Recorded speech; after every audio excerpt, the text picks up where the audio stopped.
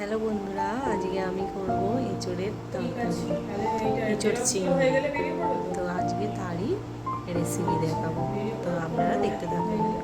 আপনাদের সবাইকে আমার চ্যানেলে স্বাগত। তো দেখতে থাকুন। প্রথমে এঁচড়গুলো কেটে নিলাম, কেটে এবারে এঁচড়গুলোকে প্রেসার কুকারে দিলাম। এঁচড় আর আলু সেদ্ধ করে নেব, সেদ্ধ করছি।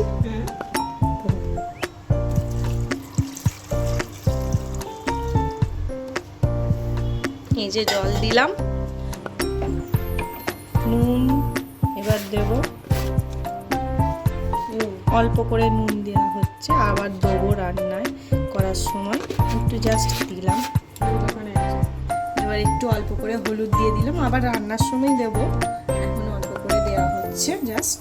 প্রেসার কুকার দিয়ে দিলাম, এবার জ্বালিয়ে দিলাম, তো হতে থাকবে।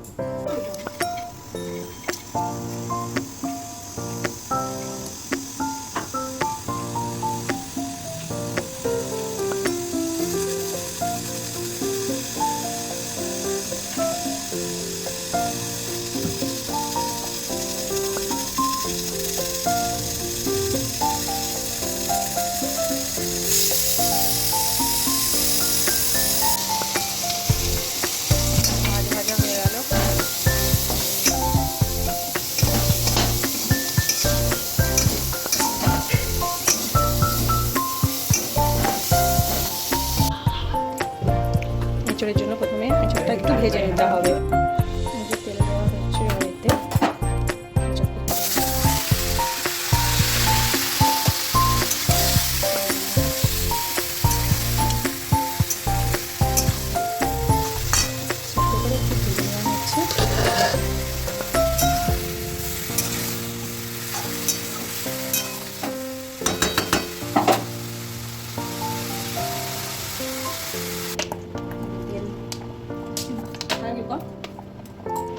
তেল দেওয়া হলো। এবারে একটু গোটা গরম মশলা, তেজপাতা ফোড়ন দেওয়া হবে।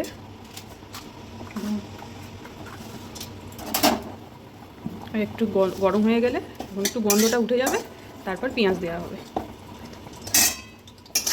গরম মশলাটা হয়ে গেছে, গন্ধ এসে গেছে তেলে, এবার পেঁয়াজটা দিয়ে দেওয়া হবে। পেঁয়াজটা একটু লাল লাল করে ভেজে নেওয়া হবে।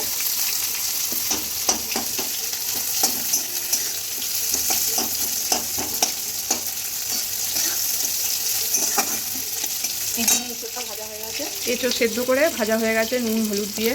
এখানে টমেটো কাটা আছে, চিংড়ি মাছটা ভাজা আছে, আর এখানে রাইসের ভাত হয়েই গেছে, একটু ফ্যানটা ঝাড়িয়ে নিলেই হয়ে যাবে। পেঁয়াজটা ততক্ষণ ভাজা হোক লাল লাল করে, তারপরে আবার দেখা হবে। হ্যাঁ দেখো বন্ধুরা, পেঁয়াজটা মোটামুটি লাল লাল ভাজাই হয়ে গেছে। এবার এর উপর টমেটোগুলো দিয়ে দেওয়া হবে। টমেটোগুলো দিয়ে দিলাম, এরপর আদা রসুন দেওয়া হবে।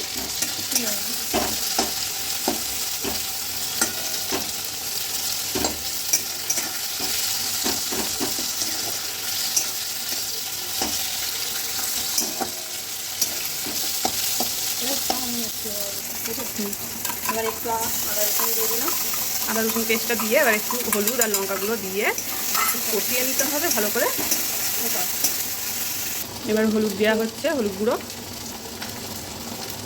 লঙ্কা গুঁড়ো দেওয়া হবে। এই লঙ্কা গুঁড়ো দেওয়া হলো, বেশি আমরা ঝাল খাই না, তাই অল্প করেই লঙ্কা গুঁড়ো দেওয়া হলো। এবার একটু সামান্য চিনি দিল ব্যালেন্সের জন্য টেস্টটা। একটু সামান্য জিরে গুঁড়ো দেওয়া হলো। এবার একটু ভালো করে কষাতে হবে।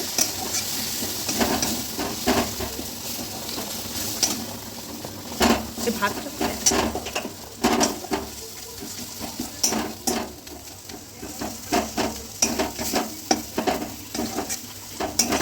একটু জল দেবো,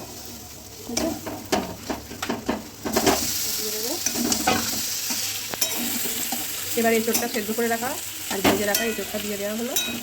এবার একটু এঁচড় দিয়ে মশলাটা কষিয়ে নেওয়া হবে, ভালো গন্ধ এসেছে।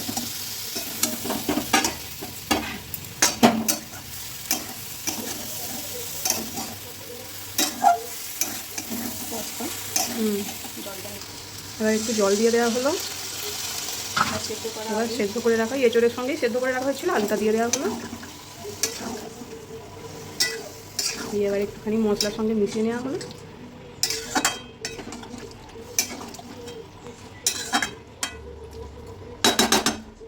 এবার একটু নুন দিয়ে দেওয়া হবে পরিমাণ মতো,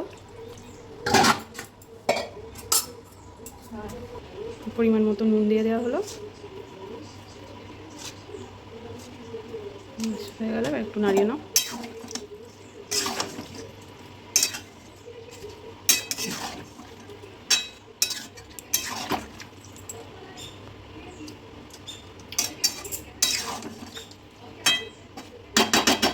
সেদ্ধই করা আছে, এবার খালি একটু ফুটে গেলেই হয়ে যাবে। চিংড়ি মাছটা দিয়ে দিলাম। মাছটা নামানোর আগে একটুখানি ঘি আর গরম মশলা দিয়ে দিলেই হয়ে যাবে। এখন একটু ফুটে যাক, তারপর নামানোর আগে দেখা হচ্ছে মুখটা। তো চিংড়ি মাছ আর ইঁচড় হয়ে গেল, এই যে করছি চিংড়ি মাছ ইঁচড় হচ্ছে। আজকে বাপের বাড়ি এসেছি, এই কারণে আমরাই রান্না করে খাচ্ছি, মা তো নেই, মা থাকলে এটাই মা করতো, এই জন্য আমরা করছি। তো দেখতে হবে। এখানে এঁচোড় চিংড়ি ফুটছে, হয়েই এসছে, আর 2 মিনিট ফুটে গেলে হয়ে যাবে। ফুটুক ততক্ষণ এঁচোড় চিংড়ি।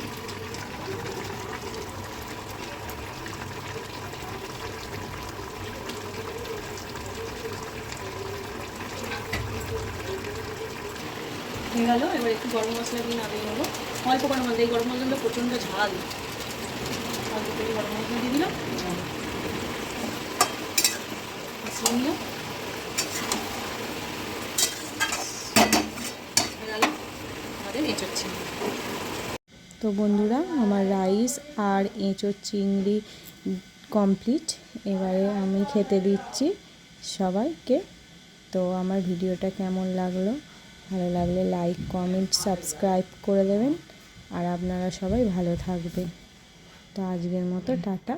ভিডিওটি ভালো লাগলে লাইক কমেন্ট করে দেবেন, আপনারাও ভালো থাকবেন, টাটা।